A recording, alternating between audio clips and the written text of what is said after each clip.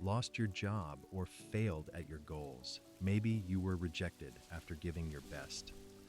Maybe you watched an opportunity disappear after months of effort. Maybe you were replaced, ignored, overlooked, or told that you were not ready. And now, even if nobody can see it, something inside you feels shaken. You wake up and try to act normal, but your mind keeps returning to the same questions. What did I do wrong? Was I ever good enough?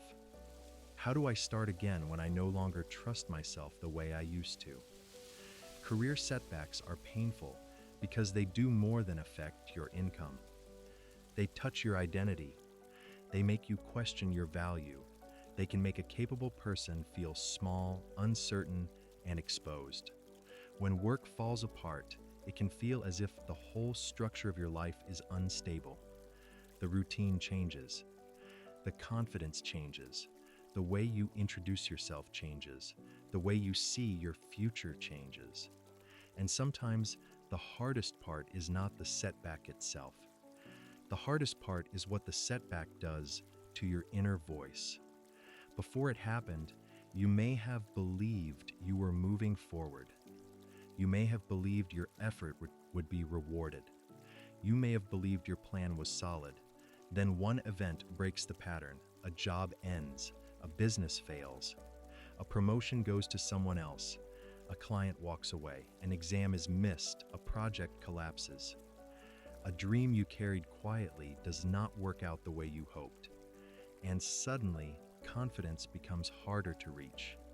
But listen carefully.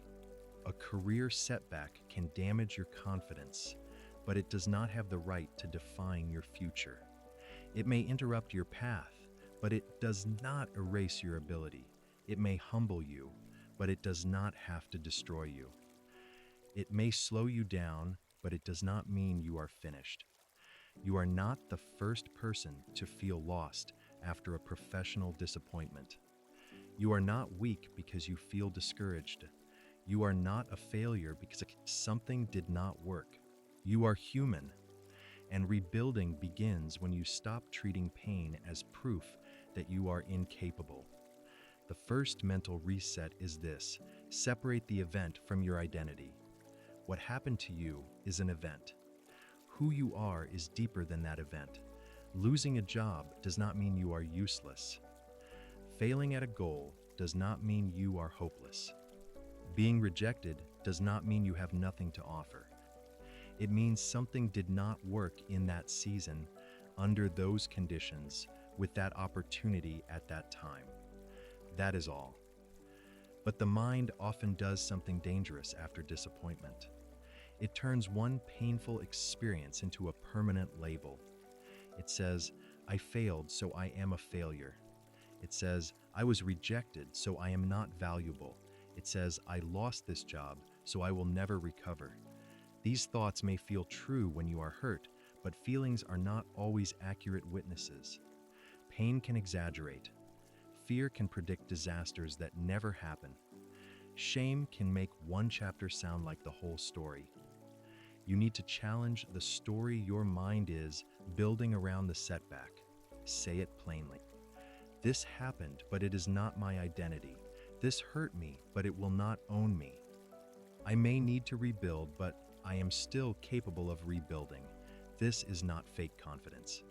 It is emotional discipline.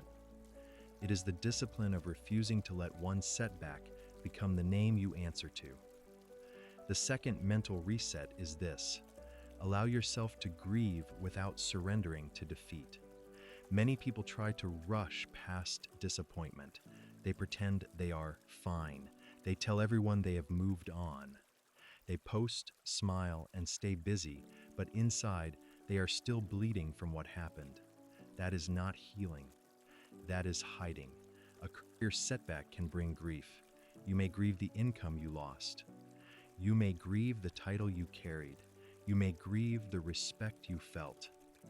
You may grieve the version of the future you thought was certain. Give yourself permission to feel that. You do not become stronger by pretending pain is not there. You become stronger by facing pain without letting it become your master. Sit with the truth. This hurts. I am disappointed. I feel embarrassed. I feel unsure. I did not expect this. There is power in honest language. When you name what you feel, you begin to regain control over it. What remains hidden often grows stronger. What is named can be handled, but do not build a home inside grief. Visit it, understand it, learn from it. Then slowly begin to move. The goal is not to erase the disappointment. The goal is to prevent the disappointment from becoming your final address. The third mental reset is this: review what happened with maturity, not self-hatred. After a setback, there are usually two dangerous extremes. One person blames everyone else and learns nothing. Another person blames only themselves and breaks down inside. Neither path creates growth. You need a calmer kind of honesty. Ask yourself what actually happened, not what fear says happened. Not what shame says happened, not what pride refuses to admit. What actually happened? Were there skills you needed to improve? Were there signs you ignored? Were you in the wrong environment? Did you stop growing? Did you depend too much on one income source, one boss, one client, or one plan? Did you prepare well enough? Were there things outside your control? This kind of reflection requires courage because it does not let you hide. But it also protects you from cruelty because it does not let you attack yourself. You are not reviewing the past to punish yourself. You are reviewing the past to recover wisdom from it. Every setback contains information. Sometimes it teaches you about your industry. Sometimes it teaches you about people. Sometimes it teaches you about timing. Sometimes it teaches you about your habits, your gaps, your strengths, and your blind spots. Do not waste the lesson by drowning in shame. Ask better questions. What can I learn from this? What must I stop repeating? What strength did I show, even in the middle of this? What is the next responsible step? The fourth mental reset is this: rebuild your confidence through action, not imagination. Many people wait to feel confident before they act, but after a setback, confidence may not come first. Action often comes first. Confidence grows when your mind sees evidence that you are still capable. And evidence comes from completed action, not big action, not perfect action, completed action. Make one call, update one resume, apply for one role, study one useful skill, send one professional message, organize your documents. Wake up at a stable time. Exercise for 20 minutes. Clean your workspace. Create a simple plan for the week. These actions may look small, but they matter because they restore self-trust. Career setbacks often make you feel as if life is happening to you. Small disciplined actions remind you that you can still participate in your own recovery. Do not underestimate the power of keeping a promise to yourself when your confidence is low. Every time you do what you said you would do, even in a small way, your mind begins to believe you again. That is how confidence returns. Not by shouting affirmations over a broken plan, but by proving through action that you can still move forward. The fifth mental reset is this: stop comparing your rebuilding season to someone else's harvest season. Comparison is cruel when you are recovering. You see someone else getting promoted while you are sending applications. You see someone else celebrating a new office while you are trying to pay bills. You see someone else succeeding in the same field where you feel you failed, and quietly you begin to feel behind. But you do not know the full story behind another person's progress. You do not know what they lost. You do not know what they endured. You do not know what help they received. You do not know the private pressure behind the public result. More importantly, their timeline is not your assignment. If you keep measuring your recovery against someone else's visible success, will lose the energy you need for your own next step. This season requires focus. Your responsibility is not to look impressive. Your responsibility is to rebuild with care. Some seasons are for expansion. Some seasons are for repair. If you are in a repair season, respect it. Repair is not failure. Repair is wisdom. A house being repaired may not look beautiful from the outside, but important work is happening inside the walls. That is how your life may feel right now: quiet, messy, unfinished, but still under construction. The sixth mental reset is this: protect your daily routine. When a career setback happens, structure often disappears. You may start waking up late. You may spend hours scrolling. You may avoid people. You may let your room, your body, your documents, and your mind become disorganized. This is understandable, but it is dangerous if it continues too long. A weak routine can deepen a wounded mindset. When your days lose structure, your thoughts can become heavier. You feel more stuck because nothing in your environment is helping you move. So build a simple routine that supports recovery. Wake up at a reasonable time. Take care of your body. Eat properly. Set one career task for the day. Set one money task for the day. Set one personal task for the day. That may be enough at the beginning. You do not need to fill every hour. You do not need to become extremely productive overnight. You simply need a rhythm that tells your mind, I am still leading my life. Routine is not only about time management. It is about emotional stability. It gives your day a spine. It helps you stand again. The seventh mental reset is this: upgrade your skills without attacking your past self. A setback can show you where growth is needed. Maybe your industry has changed. Maybe your communication needs work. Maybe your technical skills are outdated. Maybe your leadership style needs maturity. Maybe you need better financial planning, better networking, or better discipline. Do not take this as an insult. Take it as direction. Every serious adult must keep learning. The world changes, work changes, expectations change. Tools change, markets change. Growth is not a sign that you were foolish before. Growth is a sign that you are responsible now. Choose one skill that can improve your next opportunity, not 10 skills. 1. Study it properly. Practice it consistently. Use it in a small project. Track your improvement. Confidence grows when you know you are becoming more prepared. Preparation reduces fear. It does not remove every risk, but it gives you something solid to stand on. The eighth mental reset is this: manage your money with honesty during the rebuilding phase. A career setback can create financial pressure very quickly. When income changes, your lifestyle must be reviewed. This can feel uncomfortable, especially if you were used to a certain level of spending. But maturity means adjusting quickly instead of pretending nothing has changed. Look at your expenses. Separate needs from wants. Reduce what can be reduced. Protect food, housing, transport, health, and essential bills. Avoid using spending as a way to soothe your fear. Do not damage your future just to keep up appearances. This is the season to be clear, not proud. You may need to say no.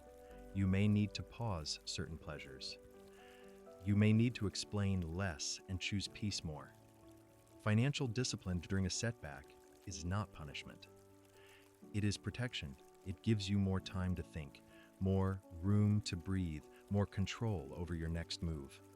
When money is tight, clarity is kindness. You are not less valuable because you need to adjust.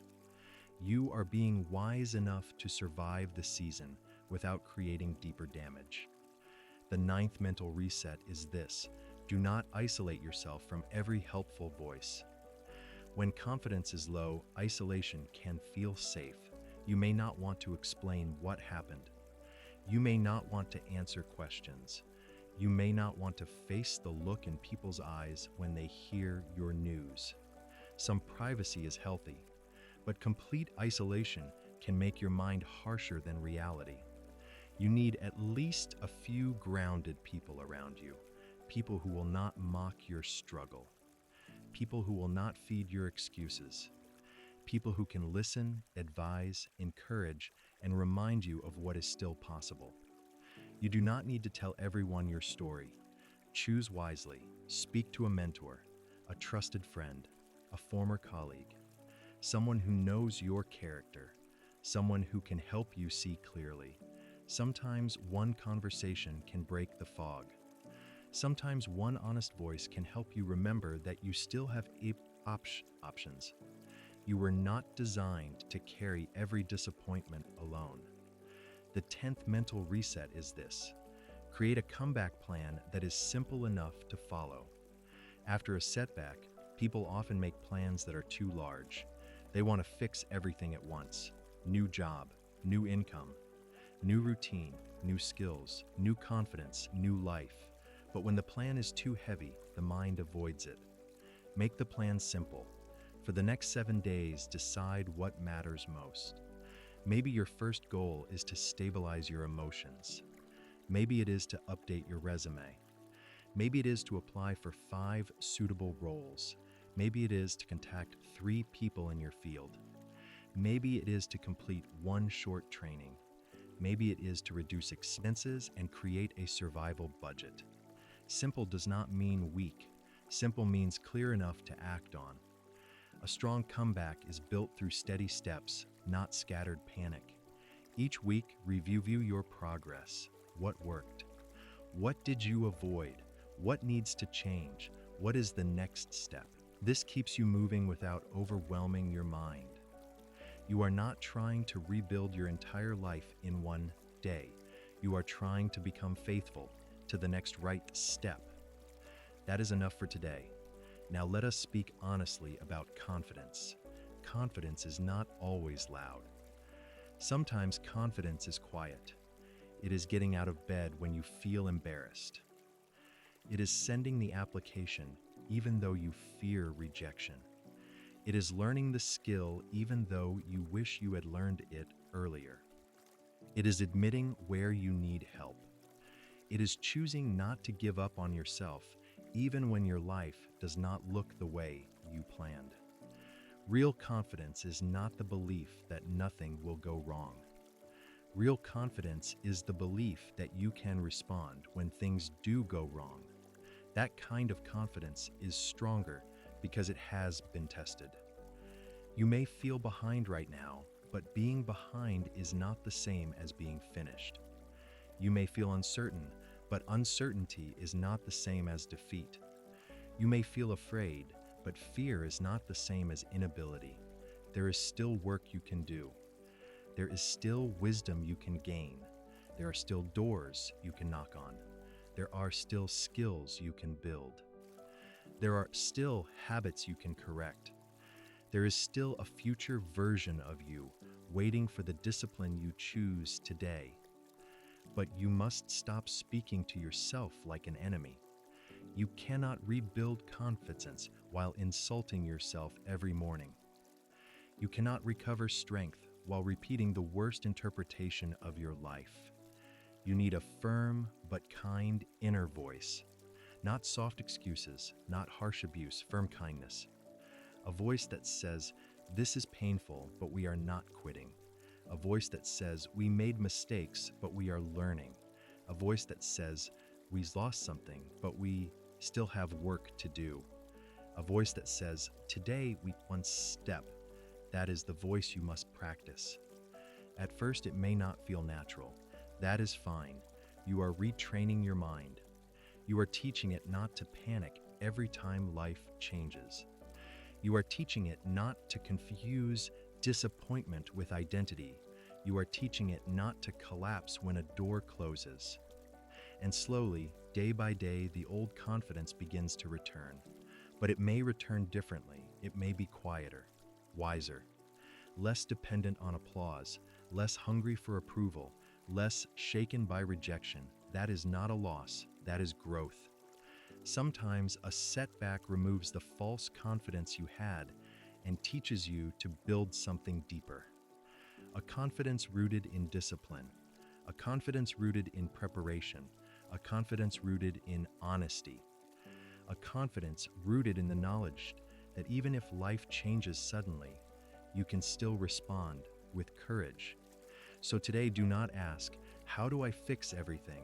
Ask, what is the next honest step? Then take it. Write down what happened without turning it into a life sentence. Write down what you learned. Write down what you can control. Write down one action you will take today. Then do it, not perfectly, not dramatically, just faithfully. Because, sir, your comeback will not begin when everyone believes in you again. It will begin when you decide to believe in your ability to take the next step, even while you still feel uncertain. Your career setback may have taken your position. It may have taken your routine. It may have taken your comfort for a while. But it does not have to take your future. It does not have to take your discipline. It does not have to take your self-respect. It does not have to take the quiet strength that has carried you through difficult seasons before. You are still here. That matters. You are still able to learn. That matters. You are still able to choose. That matters. You are still able to rebuild. That matters. So breathe. Stand where you are. Tell the truth about what happened. Refuse to make it your identity. Take the next step with patience. And remember this, a setback can close a chapter, but it cannot cancel the whole book unless you stop writing. Keep writing, keep learning, keep moving. The confidence you are looking for is not gone forever. It is waiting on the other side of honest action.